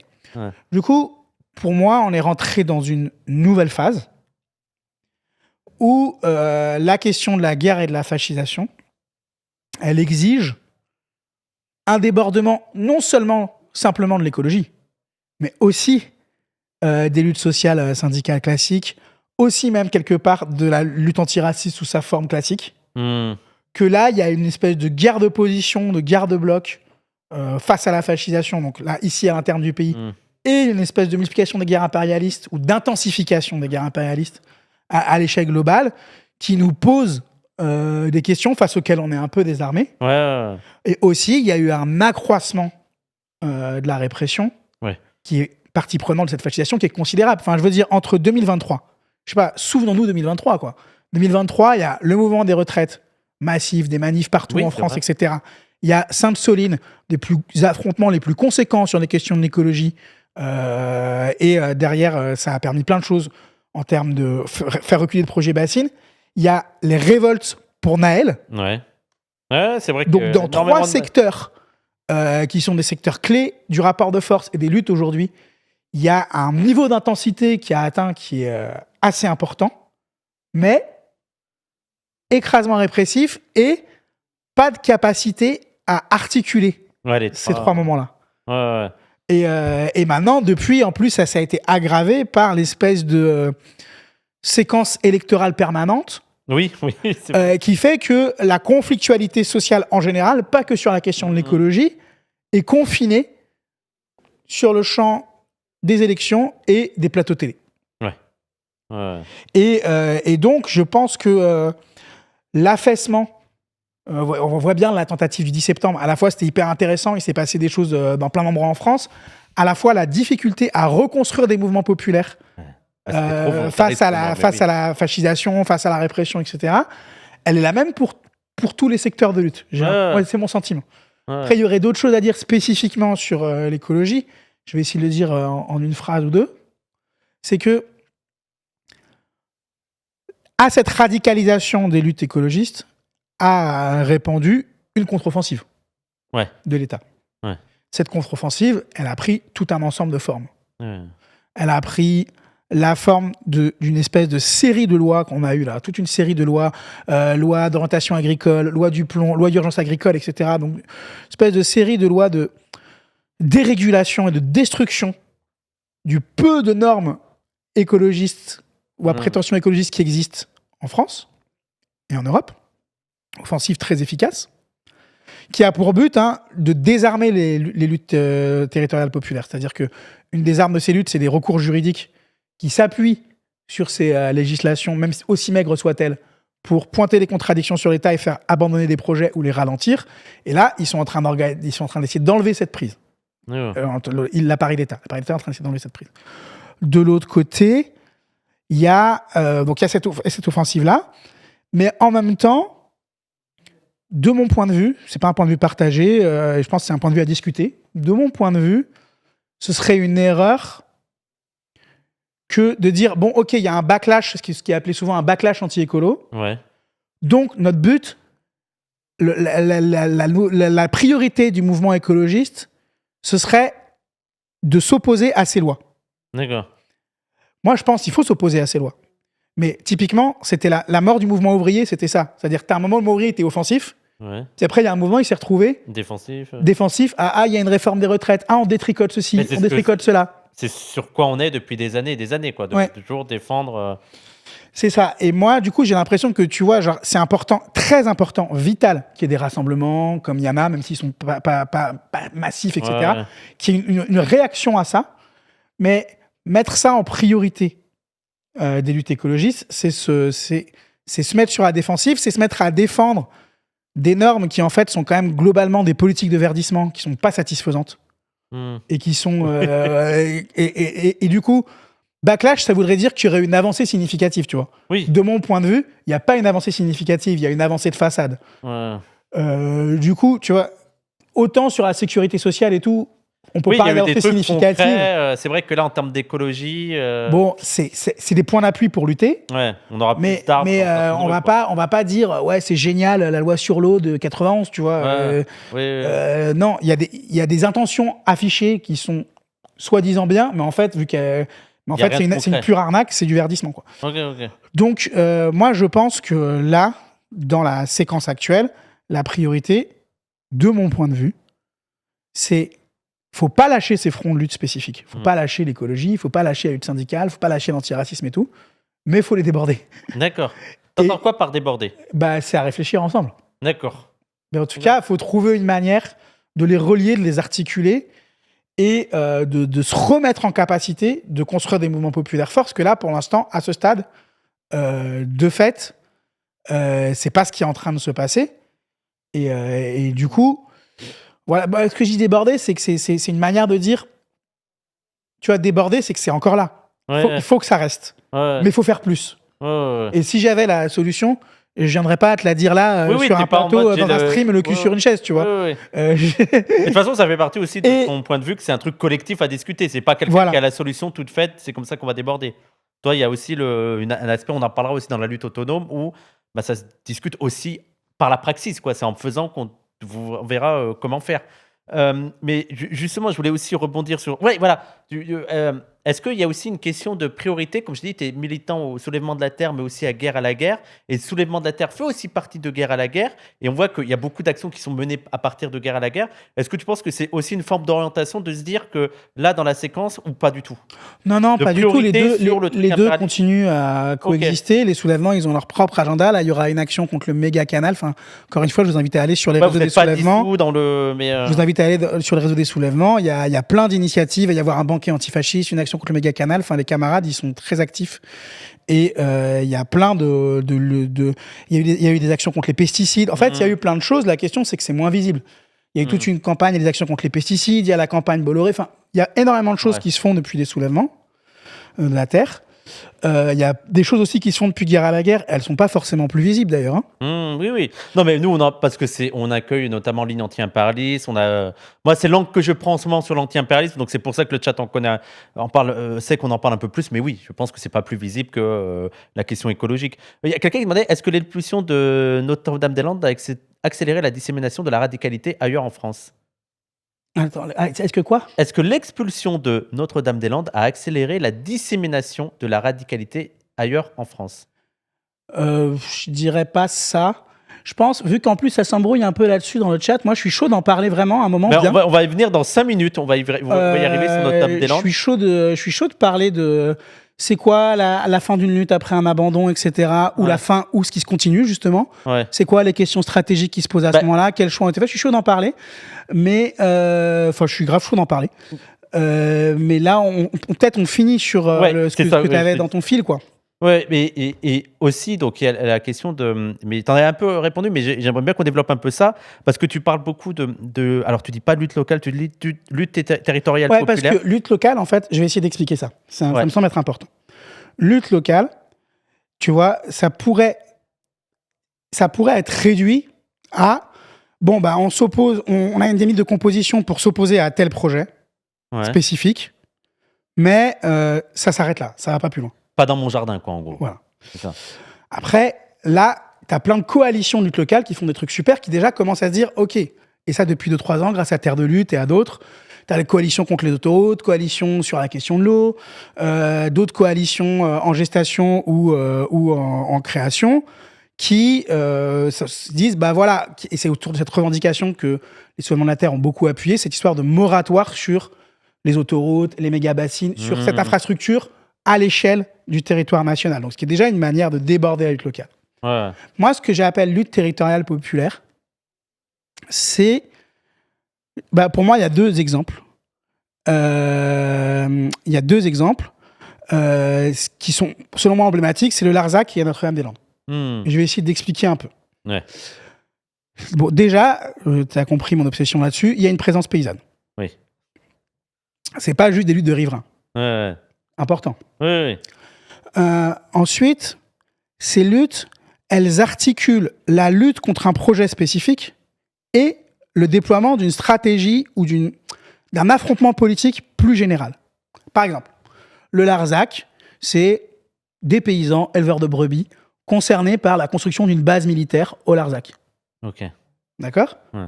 Sauf que les actions qui se mènent au Larzac, qu'est-ce qui se passe ? Il y a les paysans travailleurs qui viennent, mouvement dont on pourra parler, mais le mouvement paysan d'action directe révolutionnaire des années 70 le plus conséquent en France, Bernard Lambert, etc. Il y a tous les gens qui refusent le service militaire, les objecteurs de conscience, les insoumis, et qui du coup, le Larzac... Alors on ne parle pas des insoumis d'aujourd'hui. Non, on parle des insoumis, de l'insoumission, du fait de refuser le service militaire, quitte à aller en prison. Une soumission un peu plus risquée. Donc, ils vont pas être contents, les insoumis d'en haut, là. T'as l'antimilitarisme et du coup, t'as une dynamique post-68 de jonction ouvrier-étudiant-paysan. Et en fait, le Larzac s'inscrit là-dedans. Okay. C'est-à-dire le Larzac, c'est l'énorme moment, la manif 74 au Larzac, c'est pas juste une manif contre le camp militaire. T'as le FLNKS qui est là, enfin t'as des indépendantistes kanaks, t'as les ouvriers de l'IP, qui est l'usine qui est en pleine lutte avec une dynamique autogestionnaire, qui sont là. Du coup, à la fois c'est un projet pour empêcher cette base militaire, mais à la fois ça répond, ça s'inscrit dans une conflictualité politique de l'époque et ça l'amplifie. Et en même temps, à travers ce projet, ça engage un rapport de force général contre le capitalisme et l'impérialisme. D'accord. Il y a toutes ces questions-là qui sont posées à travers... Voilà. Et ensuite, cette lutte, elle gagne. Ouais. Le projet militaire, il est abandonné. Ouais. Et ben en fait, le Larzac, ça reste un foyer de lutte. Ça reste un foyer de lutte. Bah, vous voyez bien, par exemple, sans tout un bout de gens qui sont installés, qui sont restés paysans au Larzac, la Confédération paysanne, la lutte anti-OGM, n'aurait pas eu la force qu'elle a eue. Au moment du mouvement altermondialiste, le Larzac, elle joue un rôle important. Tous les gens qui étaient issus de cette lutte. Et donc, pour moi, c'est ça une lutte territoriale populaire. C'est une lutte qui organise les conditions de son dépassement. D'accord. Okay. Et qui sert de base d'appui à un rapport de force plus général. Et du coup, on va y venir quand on parlera de la ZAD, mais pour moi, ce qui s'est passé à la ZAD Notre-Dame-des-Landes, c'est ça aussi. Okay. C'est quelque chose de cet ordre. Ouais. Et aussi, ce qui est au cœur... Et du coup, c'est le cœur de ces luttes, c'est qu'elles articulent l'autodéfense territoriale, la défense d'une localité, d'un territoire précis, avec un combat anticapitaliste, anti-impérialiste plus général. Bernard Lambert, paysan rebelle, on en reparlera peut-être après. Sans le Larzac, je ne serais pas éleveur. Bravo frérot. Comme la lutte des notaves, c'est quoi les notaves ? Les notaves, c'est une lutte emblématique d'Italie contre la ligne TGV Lyon-Turin, une lutte qui continue encore aujourd'hui, dans laquelle il y a eu aussi plein de sabotages, d'affrontements, de manifs de masse, etc.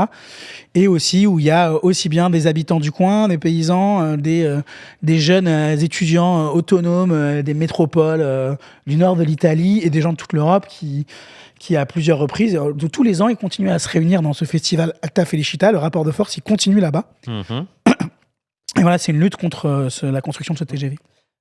Et moi aussi, je voulais poser la question, mais j'ai l'impression que là, tu l'expliques un petit peu, et notamment en choisissant un autre terme que local. Moi, la question que je me posais, c'est comment on fait le lien, notamment dans une perspective anti-impérialiste, de solidarité avec le Sud, entre les luttes locales, mais donc la défense des territoires populaires et les populations du Sud. Comment on fait cette solidarité qui ne soit pas simplement, moi, ce qui m'énerve... Déclarative. Voilà, déclarative de je soutiens les paysans du Sud. Voilà, c'est quoi le concret ? Ouais, vas-y, on va prendre des exemples très concrets. Ouais. J'en ai plusieurs dans la poche, là. Alors, premier exemple concret, sur les méga-bassines, par exemple. Donc, les méga-bassines, je ne vais pas revenir dessus, vous voyez à peu près c'est quoi. Je pense que c'est un dispositif d'accaparement et privatisation de l'eau au service du complexe agro-industriel. Okay. Donc, ce complexe agro-industriel, il ne fait pas juste empoisonner la terre et l'eau en France ou dans le pays poitevin. Il a un rôle dans l'économie globale, dans le marché global. Donc, si on enquête, et ça c'est un truc hyper important de mon point de vue, dans une lutte, toujours, l'enquête c'est hyper important. Enquête ouvrière. Celui qui n'a pas enquêté n'a pas la parole. Voilà. Mao. On va se faire accuser d'être des Mao. Mais après, je trouve ça juste, quoi. Ouais, moi aussi. Donc, si tu enquêtes un peu... C'est pour ça que j'invite que des enquêteurs, moi. Si tu enquêtes un peu sur la filière, l'agriculture locale, l'agriculture industrielle en pays poitevin, tu vas te rendre compte que dans toute cette chaîne agro-industrielle, il y a un rouage stratégique qui relie la dynamique locale d'accaparement de l'eau et des terres par le complexe agro-industriel et la dynamique globale impériale de l'échange économique et écologique inégal. Vous avez fait une super émission là-dessus. Ouais. Je pense que c'est un concept vraiment important. Ouais, allez voir aussi la vidéo que j'ai faite sur l'anti-impérialisme, les émissions avec Ligne Anti-Imp, on a parlé de tout ça, et aussi avec Benjamin Burbaumer. Donc, tu vas te rendre compte que toute une partie des productions céréalières du pays poitevin sont exportées via le port de La Rochelle. D'accord. Il y a des énormes silos, ce sont des énormes silos spéculatifs. Donc, les silos spéculatifs dans le sens où, vous voyez, en fait, il y a une bourse du grain à Chicago où il y a des gens qui jouent sur le cours du grain. à la hausse, à la baisse, qui du coup accentuent à des moments des endroits qui peuvent accentuer des crises alimentaires, des famines, etc. Ouais. Et donc le fait de bloquer sport, par exemple, comme on l'a fait en juillet 2024 avec des paysans et des paysannes, c'est une manière de rendre visible et compréhensible, pointer du doigt ce lien. De manière concrète. Voilà, je vais continuer là-dessus. C'est-à-dire, notre complexe agro-industriel, il est massivement exportateur. D'accord. On a une agriculture industrielle qui est orientée massivement vers l'exportation. Ok. Donc, on va faire des monocultures intensives, etc. Parce que c'est ce qui est le plus rentable pour le marché global.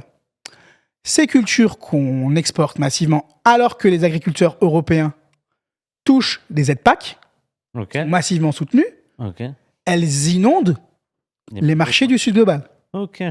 Donc, elles viennent altérer la capacité d'autonomie paysanne, d'autonomie alimentaire de ces pays.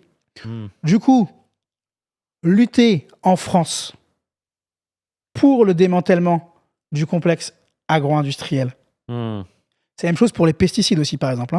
Il y a toute la question du colonialisme chimique, de tout ce qui est exporté en termes de pesticides, même de pesticides interdits en Europe, et qui est produit depuis la France. C'est fou, ça. C'est fou. Donc, il y a des choses qu'on interdit ici, mais qu'on vend ailleurs. Et qu'on continue à produire ici pour le vendre ailleurs. Donc, si vous voulez, il y a une articulation à trouver entre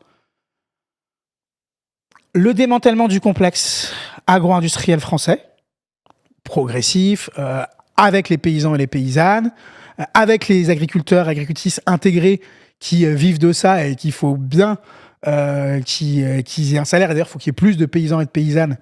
Du coup, c'est pas pour les mettre au chômage. C'est bien pour que leur production soit à destination principalement, prioritairement, de l'autonomie alimentaire territoriale plutôt qu'à destination de l'export. Je continue sur cette question de l'eau. Genre la lutte pour l'eau. La lutte des méga bassines. Oui, du coup, je termine un peu sur ce truc de tu disais oui à quoi à la FNSEA, là. Sur l'inondation des marchés des pays du Sud, grave basée, par contre, le rappel, contrairement au discours de la FNSEA, la France est importatrice nette de protéines. Oui, parce qu'on va importer beaucoup de soja pour nourrir les élevages industriels. Mais du coup, c'est intéressant parce qu'il y a vraiment des choses à creuser là-dessus. Mais par exemple, par rapport, là, on va prendre un exemple, c'est l'histoire d'échange. Du coup, il y en a qui vont dire, certaines organisations politiques vont dire aux paysans, vont leur vendre un truc de le libre-échange, c'est bon pour vous. Donc voilà, la FNSEA. Alors qu'en fait, le libre-échange, ça détruit leur métier, parce que ça les spécialise dans des cultures d'exportation, etc., qui ravagent la terre, qui sont censés choyer, etc. Ça les met entre les mains complètement dans une chaîne industrielle qui les dépasse, où il n'y a plus d'autonomie paysanne, t'es plus maître de ta ferme, t'es plus patron chez toi, etc. T'achètes tes semences, t'es tenu par un distributeur, etc. Donc voilà, je vais pas rentrer dans le détail là-dessus, parce qu'il n'y a pas un énorme... Mais on y viendra dans la deuxième partie, on parlera plus de paysannerie. Voilà. Donc en tout cas, ça les met en dépendance, et en plus, ça défonce les paysanneries du Sud. Et du coup, il y a des organes politiques qui vont leur dire « Bah non, le libre-échange, c'est bon pour vous ». Ce qui est faux. Tu as d'autres organes politiques plus insidieuses, donc ça, c'est la FNSEA. D'autres organes politiques plus insidieuses, la coordination rurale, qui va dire « On vous protège, on va vous protéger ». Comment on va vous protéger ? En mettant des barrières à l'importation, mais en continuant d'exporter comme des bourrins. D'accord, un souverainisme. Voilà. Un souverainisme qui est en fait un mercantilisme, quoi, qui est un truc compétitif où c'est que pour ta gueule. Mais qu'en fait, tu vas protéger les paysans du Nord au détriment des autres paysanneries du monde. C'est très nationaliste, on défend les siens, les autres, tant pis pour eux. Voilà. Et ce que défendent les camarades de la Confédération paysanne, c'est ni l'un ni l'autre. C'est la question de comment des formes de transition, de rupture, pas de transition, j'aime pas transition, de basculement agroécologique, comment ces formes-là, elles peuvent permettre, en les mettant en place, de garantir l'autonomie alimentaire partout. Ça veut pas dire qu'on va arrêter de... Moi, de temps en temps, j'ai envie de bouffer l'huile d'olive des avocats, il n'y a pas de souci. Ça veut pas dire qu'il y a... Ça veut pas dire qu'il y a plus d'échanges Du tout. International. Ça veut dire que l'échange passe derrière la capacité d'autosuffisance et d'autonomie. Et c'est exactement le programme de Sankara. L'impérialisme, ça commence par l'assiette, par le grain de riz, etc. Votre riz, il est extraordinaire ce discours, il faut aller le voir. Oui. Votre assiette là devant vous, l'impérialisme commence là. Ouais, exactement. Du coup, voilà. Je pense que c'est important de... Donc, la solidarité, c'est de... En fait, ça s'exprime par la lutte. En fait, ces luttes de territoire populaire, elles ont des incidences à l'international. C'est de prendre en charge ces questions-là. Et du coup, il faut joindre le geste à la parole. Ouais. C'est-à-dire, à la fois, je prends l'exemple du blocage du port, mais je pourrais en prendre d'autres. J'ai pris l'exemple du colonialisme chimique, mais je peux en prendre encore d'autres. Vous voyez, par exemple, il y a eu une lutte à Grenoble contre l'usine ST Microélectronique, Stop Microélectronique. Il y a un collectif de lutte locale qui est super, etc. Il y a eu une action avec les soulèvements de la terre, etc. En parallèle de cette manifestation, donc c'est contre une usine de construction de puces, ok, avec tout un discours bidon sur relocaliser la production des puces électroniques, alors que le machin, il fait 80 fois le tour du monde. C'est juste que là, peut-être qu'on finalise un truc, quoi. Voilà. Mais tout vient de l'extérieur. Ces puces, il s'avère qu'elles servent, qu'elles sont exportées vers l'État génocidaire israélien. Okay, une partie d'entre elles. Bah, du coup, quand il y a eu la manifestation et la mobilisation de la lutte locale, de la lutte territoriale contre cette usine, avec les soulèvements de la terre, en marge de cette manifestation, il y a des gens qui sont allés désarmer, s'introduire dans un site de production d'usine dont il est notoire qu'ils exportent vers Israël. Ouais. Et du coup, dans le même week-end de mobilisation, dans le même moment, il y avait à la fois les habitants, les habitantes qui disaient « on veut pas de cette usine qui va pomper notre eau dans des proportions délirantes » et en même temps, un geste qui disait « ouais, mais en fait, empêcher cette usine ou lutter contre cette industrie-là, c'est aussi lutter contre son application ». Dans les génocides à Gaza, en Palestine. J'adore comme les termes sont dits sans trembler. Alors, Fimodium, il reste... En fait, on a commencé un petit peu en retard, donc il nous reste une dizaine de minutes. Moi, je te propose qu'on garde la partie sur la ZAD parce que ça demande... En 10 minutes, ça va pas marcher. Voilà, ça demande d'explorer trop de choses. Il y a aussi Par contre, je suis grave chaud, Fimo machin. Vraiment, je suis vraiment grave chaud. Il y a un super film d'une copine.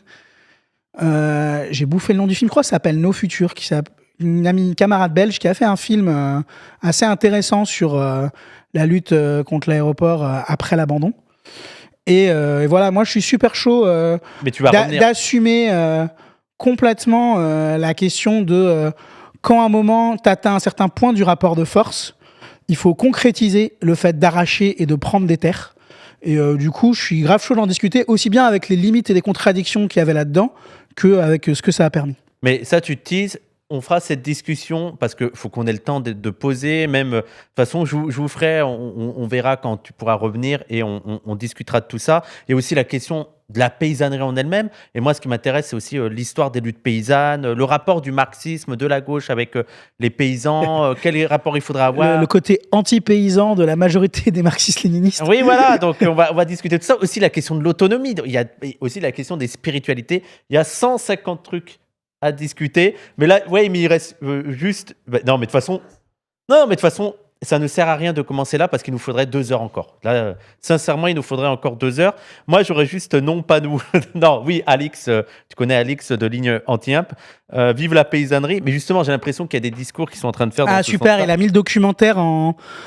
le titre du documentaire dans le chat, vraiment. Donc c'est pour YouTube, les gens, et pour le aussi, parce qu'on est en podcast. Hein, d'ailleurs, je tiens à le signaler, on est en podcast sur Spotify, sur Deezer, sur Apple Podcast, donc allez voir. Et le titre, c'est Retour vers nos futurs, réalisé par Despina Matsakis. Et ouais, Fimodium, non, je pense que c'est bien d'en discuter parce que c'est pas du passé. Enfin, à la fois, c'est du passé, mais en même temps, je pense si on tire pas des leçons des contradictions auxquelles on se confronte dans les luttes desquelles on vit. Et vu que cette lutte, quand même, c'était une lutte extrêmement importante, une des plus grosses expériences d'autonomie territoriale en France, je pense que c'est important de revenir dessus, mais sans les anathèmes, quoi. Juste en mode, on discute politique, on parle de fond. Oui, je veux dire, rétablir l'autocritique et la critique entre camarades.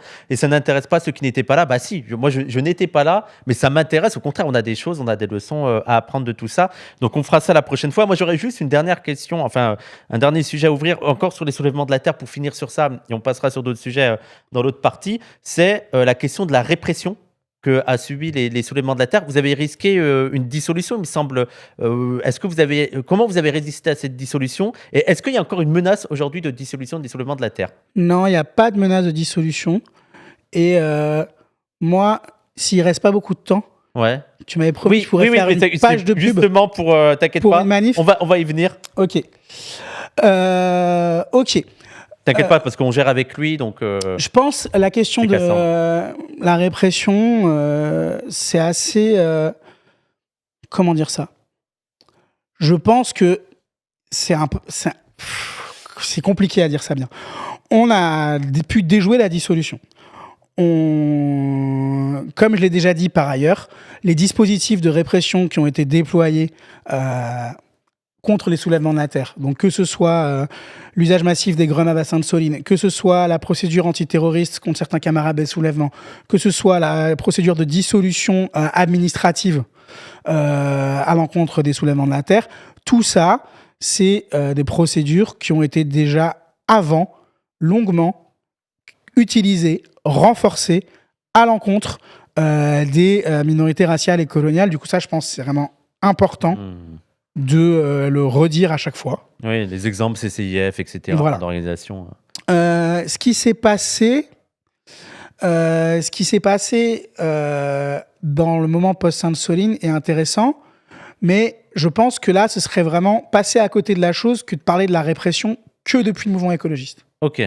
Je pense que entre là, les procédures qui pleuvent là pour apologie du terrorisme, entre le niveau de généralisation des violences policières, entre le niveau aussi de répression judiciaire systématisée. Alors, vous voyez, le truc d'apologie du terrorisme, c'est intéressant parce que ouais, c'est fou. Le but de la répression, là, c'est même plus d'empêcher un mouvement de passer à l'action, c'est de l'empêcher même d'énoncer sa position, quoi. Oui, on le voit avec l'antifascisme notamment. Et pareil, donc là, on en est là face à ça. Et évidemment que le but de ça, c'est de neutraliser, de nous pacifier et tout. Donc moi, je pense que... Même les ultras, oui, ouais. Je viens de Saint-Étienne, donc... oui. Donc moi, j'ai pas un truc hyper basé à dire là-dessus. Je veux dire, j'ai l'impression que le plus important, c'est de pas se laisser décourager par ça. C'est de persister, de tenir tête, donc pas être complètement débile, pas courir tout droit les yeux fermés, mais pas non plus leur filer la victoire de la retenue et du refuge. Parce qu'en fait, là, ce qui est en train de se passer, de mon point de vue, c'est que cette opération de répression un peu massive, l'enchaînement qu'il y a eu en 2023, que je décrivais avant. Avec la Palestine, notamment. Et là, avec la Palestine, ce qui est en train de se passer, c'est une forme de pacification. Oui. Et du coup, comme je disais, un espèce de repli de la conflictualité politique dans le régime du commentaire et des élections. Et on sait bien que c'est pas ça. Ça ne veut pas dire qu'il ne faut pas mener les combats à cet endroit-là. Il y en a qui le combattent, qui le mènent à cet endroit-là. Tant mieux. Mais en fait, c'est pas ça, de mon point de vue, qui va changer la donne et qui donne des vraies marges de manœuvre pour arracher des victoires. Ok. Du coup, moi, je pense que typiquement, je vais dire un truc un peu particulier, mais je pense des affrontements de type de ceux qu'il y a eu pendant les Gilets jaunes ou à Sainte-Soline, maintenant, il faut se dire que ça va être le minimum pour obtenir ne serait-ce le minimum. Vous voulez avoir l'interdiction des LBD, des sanctions économiques contre Israël, et ben en fait, il va falloir forcer, si on veut donner vraiment les moyens d'obtenir ça, il va falloir forcément en passer par là. Et même si demain, par un espèce de miracle bizarre, la France insoumise est au pouvoir, même là, ce sera la même. Cette question-là sera intacte. Ouais, il y aura toujours. Elle posera différemment, mais elle sera intacte. Tu sais à quelle citation ça me fait penser? De Cabral? Ne faites pas croire à des victoires faciles. Exactement. Je trouve cette phrase extraordinaire. Elle dit beaucoup. Ne couvrez aucune difficulté, aucune erreur. Ne faites pas croire à des victoires faciles. C'est trop. Les gens, allez lire Cabral, c'est ex-Francis Cabral. Non, Amilcar Cabral. Et donc, attends, juste une petite parenthèse et on va faire la promo. Mais je sais bien que personne. Moi, je dis ça, c'est pas un truc sacrificiel, attention. Hein. Je vois dans le chat, personne va perdre un œil un an à la fin, à un an de la fin du mandat. Je pense que moi, ce que je dis, c'est pas, encore une fois, c'est pas faut y aller frontalement, etc. C'est juste que ce que je dis, c'est quand même assez. Je vais le dire un peu plus précisément. Mais attends, est-ce que je peux faire une petite parenthèse? Parce que il faut aussi rappeler, pour parler de Joanne, qu'on parle quand même d'un militant qui fait partie de ces terrains-là, qui fait pas. Je veux dire, tu n'es pas quelqu'un qui parle de l'extérieur. Non, mais oui, mais ok. En fait, parce qu'en fait, il y a souvent le chat qui va se dire c'est plus facile à dire qu'à faire. Mais voilà, juste resituer qu'on parle quand même d'un militant qui est beaucoup plus sur les terrains de lutte que. Oui, après moi c'est pas plus ou moins. C'est juste que ce que je voulais dire, c'est que le côté, donc c'est pas pour dire il faut y aller de manière sacrificielle. Par contre, je pense que si on n'assume pas une conflictualité politique sur le terrain, si on n'est pas capable d'organiser depuis la base des formes d'autodéfense, des formes de contre-violence, on va juste se faire rouler dessus par la fascisation. Et tu vois, quand il dit, Fimo, il y a des gens qui ont fini dans le coma pour un trou vide. Je pense que c'est une mauvaise compréhension de ce qui s'est passé. Si l'État a tiré massivement comme ça, c'est que c'était bien plus qu'un trou vide. C'était une position décisive du point de vue de l'État. Laisser la foule envahir la bassine ce jour-là, de Sainte-Soline, c'était montrer que le projet était impraticable. Démontrer que le projet était irréalisable, que les chantiers ne pourraient pas avancer, c'était priver toute une partie du complexe agro-industriel de l'approvisionnement en eau qui est stratégique pour lui dans les années qui viennent. C'est une question stratégique majeure. Du coup, cette question, elle est quand même... L'État est un trou vide, très bonne punchline. Cette question, elle est quand même hyper importante. C'est que dans un moment où l'asymétrie entre nous et l'appareil répressif est de plus en plus criante, il y a des formes de frontalité à réinventer. Vous voyez là, typiquement, les formes cortège de tête, gilets jaunes, etc. Il y a des choses à réinventer. En même temps, croire qu'on va s'en dispenser, croire qu'on va pouvoir s'en dispenser si on veut transformer le monde, ou à ce moment-là, il faut admettre qu'on devient social-démocrate. C'est pas grave. Il y a des gens qui sont social-démocrates, ils le vivent bien, c'est pas grave. Ils se disent, effectivement, dans un an, il y a des élections, on va voter pour la France insoumise, et ça se trouve, ça va changer les choses. Je comprends que les gens croient ça, vu ce que ça exige de croire l'inverse. Vu ce que ça exige de croire que ça coûte. Ce que ça coûte et ce que ça exige. Genre, je vais reprendre un autre exemple, tu vois. Genre, quand on crie « tout le monde déteste la police » dans la rue, c'est une chose, c'est important. Moi, on continue de ça le faire, c'est très bien. Il faut continuer à leur foutre le seum. Mais en même temps, réfléchissez 2 secondes à ce que ça implique de vivre sans police, en termes de possiblement être confronté à des formes de confrontation, de conflits physiques, etc. Donc, soit on arrête de dire tout le monde déteste la police et on est social-démocrate et on œuvre par la voie légale pour une police républicaine, soit on dit qu'on veut l'abolition de la police et du coup on est obligé de se poser la question et de la résolution des conflits en dehors de la police, et sachez que c'est vraiment pas simple, et vous le savez bien, et de la question de l'affrontement avec cet appareil. Parce qu'en fait, ils vont pas se laisser faire en face. Le complexe, si demain la FI arrive au pouvoir, entre les tentatives séditieuses du complexe militaro-industriel et d'une partie de la police qui est complètement gangrénée par l'extrême droite, les sanctions économiques internationales hyper vénères contre la moindre tentative politique de changement économique, fût-elle mineure, les manifs de flics et d'agriculteurs corporatistes dans la rue, je pense que tu dis vraiment on peut faire les deux. Je pense qu'on peut faire les deux, mais du coup il faut faire les deux. C'est-à-dire il faut penser l'autre. Et parce que les gens qui disent on peut faire les deux, ils font surtout que l'un. Il y en a un qui est assez facile à faire, et l'autre que si on n'essaye pas tout le temps en permanence de donner des espaces pour le faire, c'est quand même important. Après, le mec est louche, il y en a, ils vont penser que tu veux légitimer la police en tant que telle. J'étais sûr qu'il y en a, ils vont penser ça. Non, pas du tout. Oui, non, mais je sais.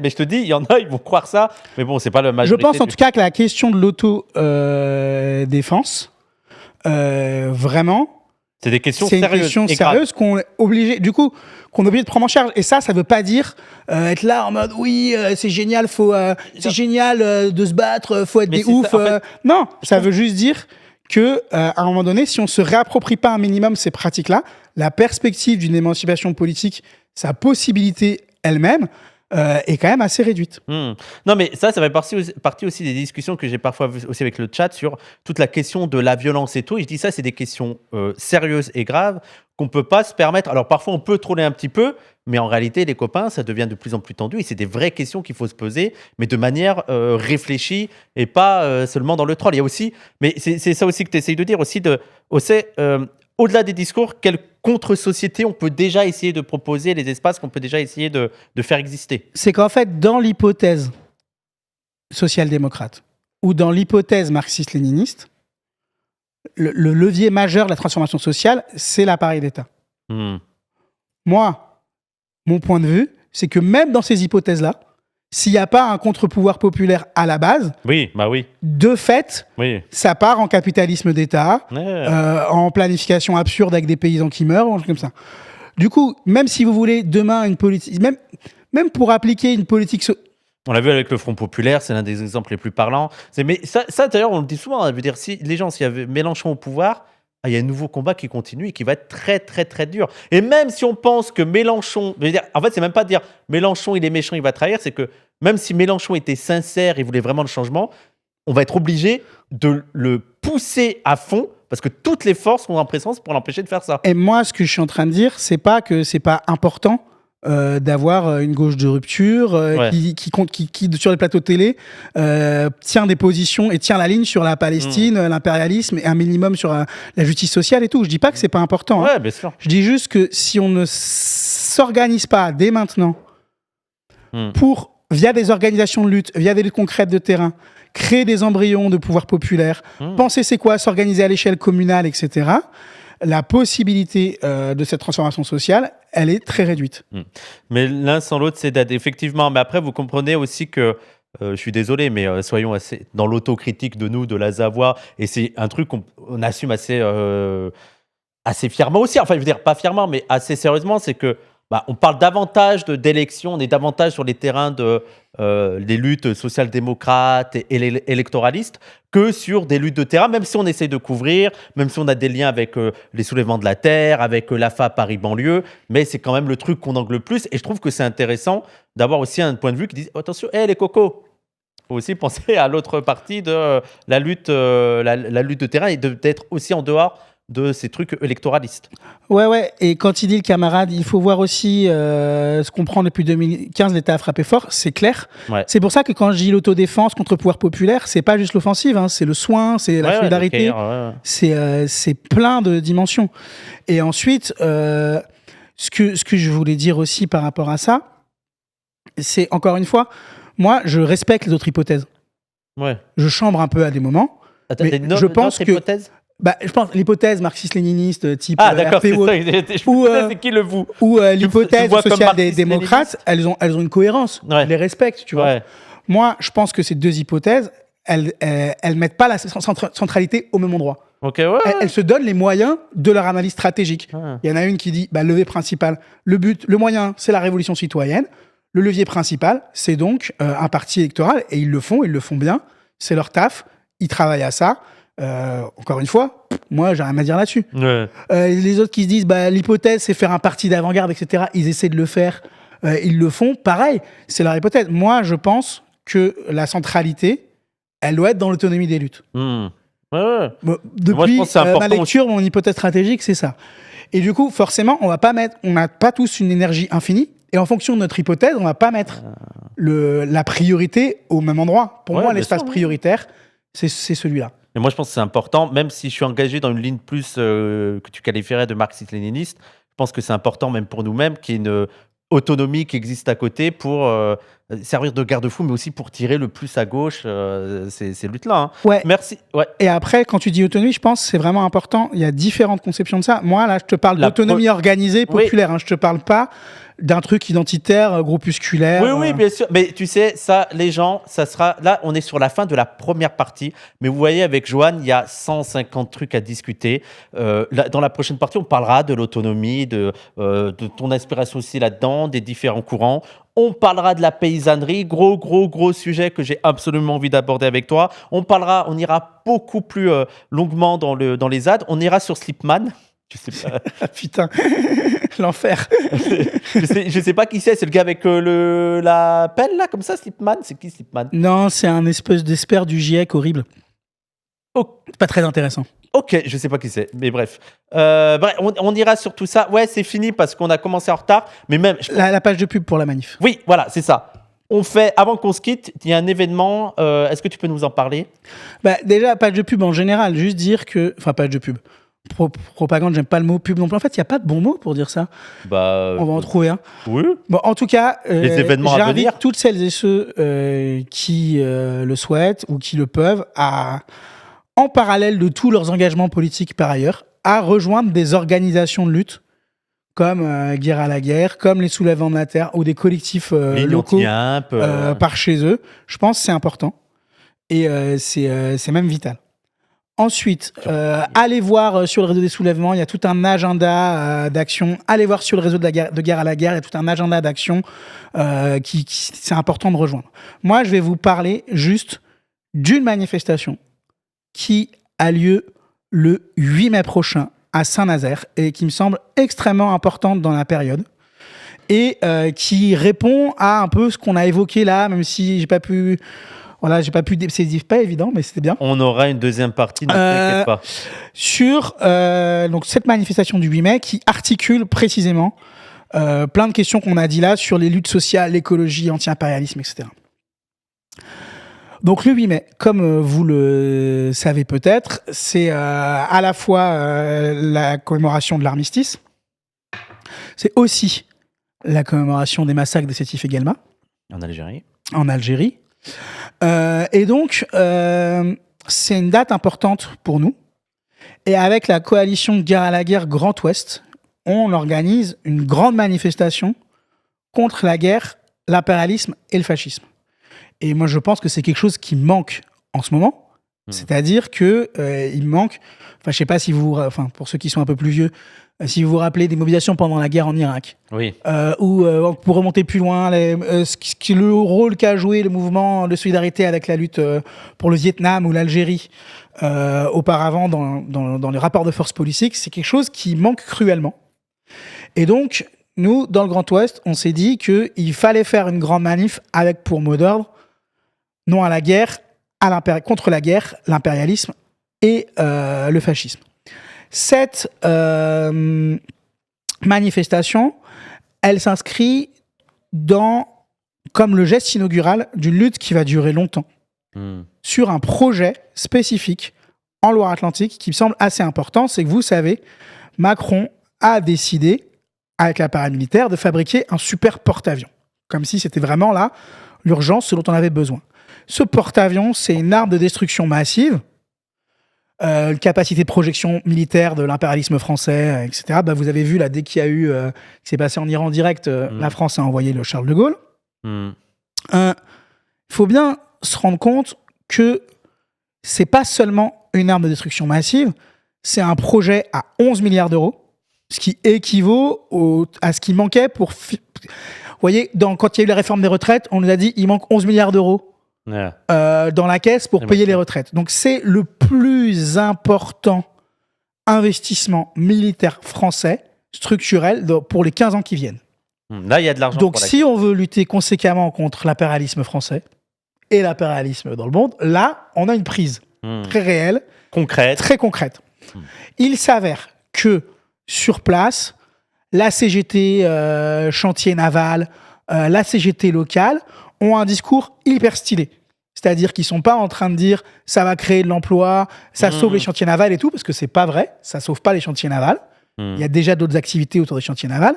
Et surtout, ils disent, à l'heure où il y a plus d'argent pour la protection sociale, on va pas se réjouir de l'investissement dans ce porte-avions. Et donc, Solidaire Loire-Atlantique, CGT Loire-Atlantique, ils appellent aussi à cette manifestation avec nous, et il y a des cortèges de travailleurs et de travailleuses qui seront là avec nous le 8 mai contre ce projet de porte-avions. C'est aussi une manifestation importante, un combat, une lutte importante, parce qu'on a aussi une prise concrète. C'est que pour fabriquer ce porte-avions, donc il faut non seulement faire des aménagements sur les chantiers navals, etc. Là, il y a une lutte syndicale, une lutte ouvrière à mener sur... En fait, il y a un savoir-faire extraordinaire dans les chantiers navals qui pourrait servir à plein de choses. Oui. D'autres que construire une arme de destruction massive. Oui. De détruire le vivant. Donc ça, c'est à Saint-Nazaire, chantier naval de Saint-Nazaire. Mais à côté de ça, un peu en amont de la Loire, en amont sur la Loire, il y a un site qui est le site où vont être construits au cœur, juste au bord de la ville de Nantes, les propulseurs nucléaires de ce porte-avions. D'accord. Pour construire les propulseurs nucléaires de ce porte-avions, il faut étendre une usine qui s'appelle Euronaval.